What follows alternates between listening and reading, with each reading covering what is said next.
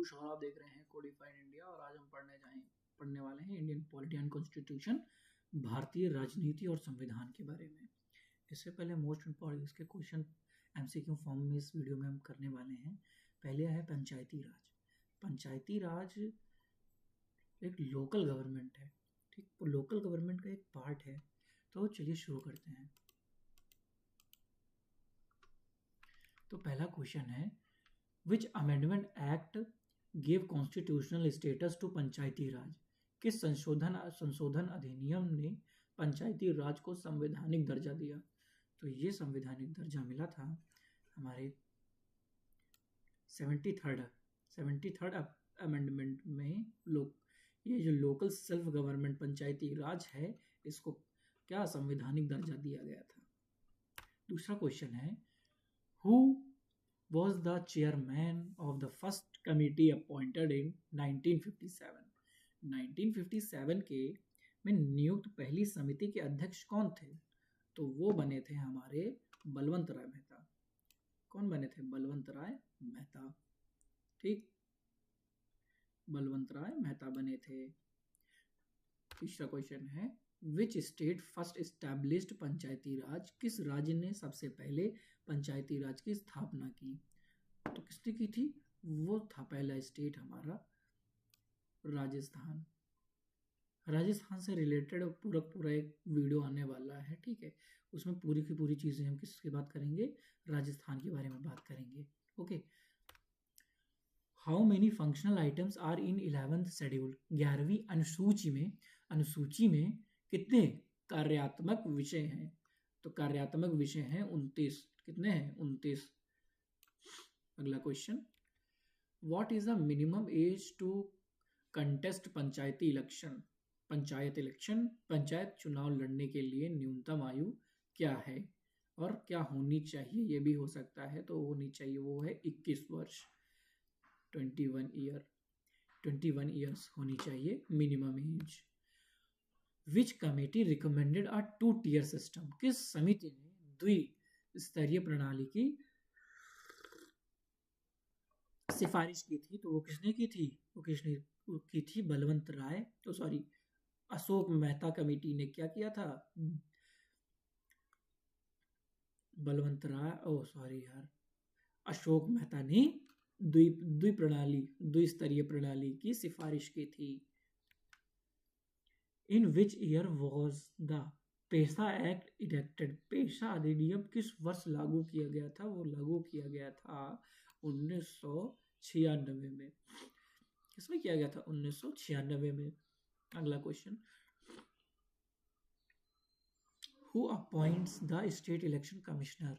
तो राज्य चुनाव आयुक्त की नियुक्ति कौन करता है? कमिश्नर की नियुक्ति कौन करता है? स्टेट इलेक्शन की नियुक्ति कौन करता है? तो कौन करता है? वो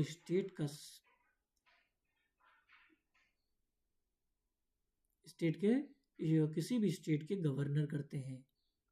कौन करता है? गवर्नर, राज्यपाल करते हैं। What is the term of panchayat? Panchayat का कार्यकाल कितना होता है? टर्म नहीं कह सकते आप, यहाँ पे टेन्योर कह सकते हैं। ये जो इंग्लिश में लिखा हुआ है, यहाँ पे इंग्लिश में जो है ये टेन्योर कह सकते हैं आप इसे। टेन्योर का कितना टेन्योर होता है? तो वो होता है चाहे वो पंचायती राज पंचायत हो या फिर यूनियन गवर्नमेंट हो, उसका कार्यकाल होता है 5 वर्ष ही होता है।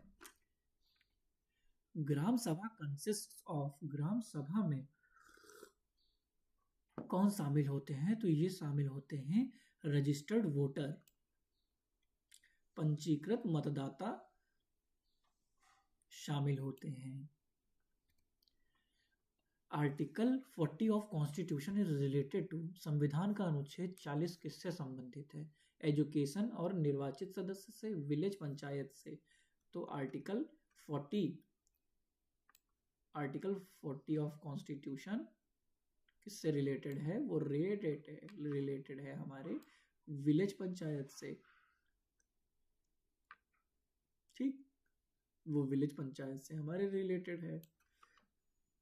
अगला question, which committee called PRIs grass root without PRIs grass without roots? किस समिति ने PRI प्रेस को बिना जड़ की घास कहा है? तो कहा है JVK राव को। ठीक, JVK राव की जो समिति थी उसे कहा गया है बिना जड़ की घास। Third seat are reserve for, तीसरी सीटें किसके लिए आरक्षित होती हैं? तो ये आरक्षित होती हैं हमारी वुमेन्स के लिए आरक्षित होती हैं। Okay, who is the chairman of जिला परिषद? पर बलवंत राय मेहता। बलवंत राय मेहता के अनुसार जिला परिषद का अध्यक्ष कौन होना चाहिए?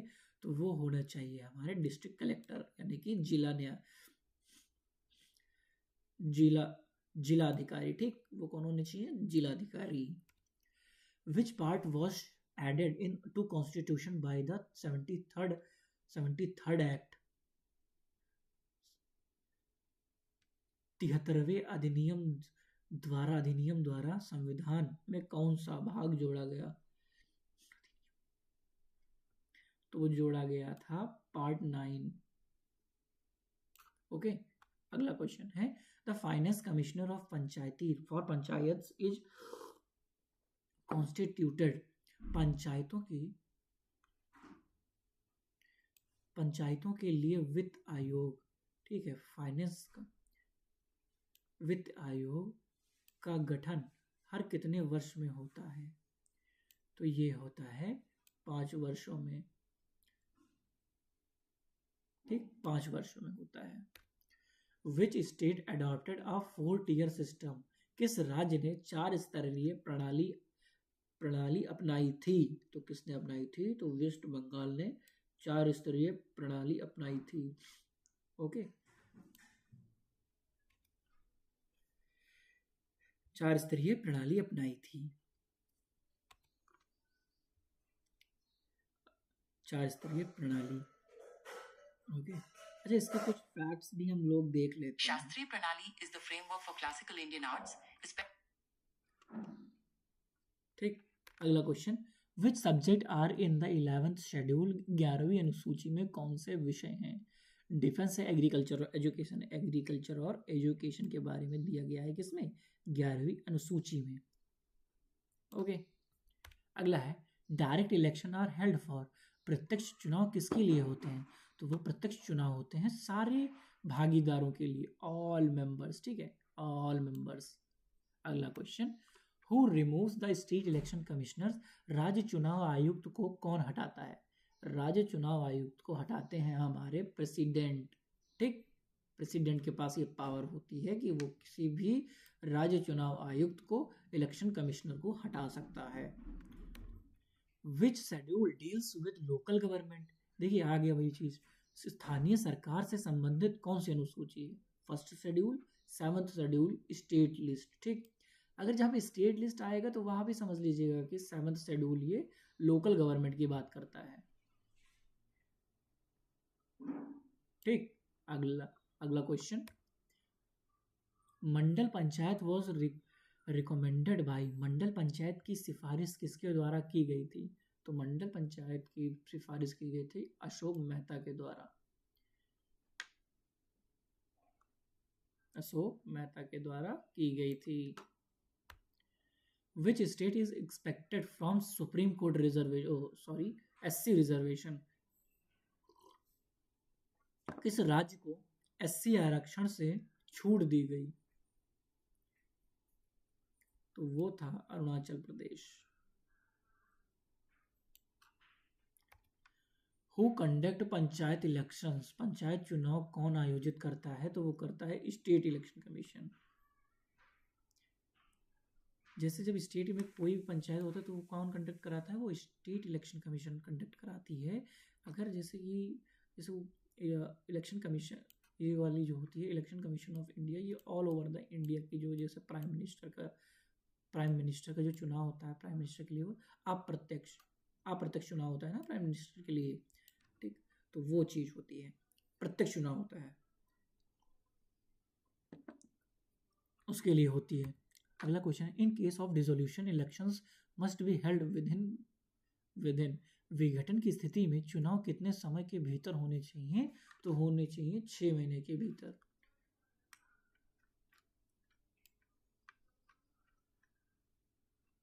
ओके, अच्छा ये पहला आज के लिए बस इतना ही, और अगली वीडियो में हम लेकर आएंगे अगले 25 क्वेश्चंस जो इसके आगे के होंगे। ठीक, अच्छा प्रैक्टिस आप करते रहिए, प्रैक्टिस बहुत ज़रूरी है। जैसे जो लोग वर्किंग प्रोफेशनल्स हैं तो उनके लिए ये वीडियोस बहुत इम्पोर्टेंट हैं। जैसे कि आप टीचर हैं, जो अभी नया रूल आया है कि जी टेट पास करना बहुत ज़रूरी है। ठीक, तो इन चीज़ों के लिए, जैसे आप वर्किंग प्रोफेशनल्स में हैं, आप कहीं जॉब कर रहे हैं, तो आप बहुत ज़्यादा पढ़ नहीं सकते। जो हम कंटेंट लेकर आएंगे इसमें प्रीवियस ईयर क्वेश्चंस होंगे, प्रैक्टिस क्वेश्चंस होंगे। तो बने रहिए मेरे साथ और जुड़े रहिए इस चैनल के साथ। मिलते हैं अगली वीडियो में। थैंक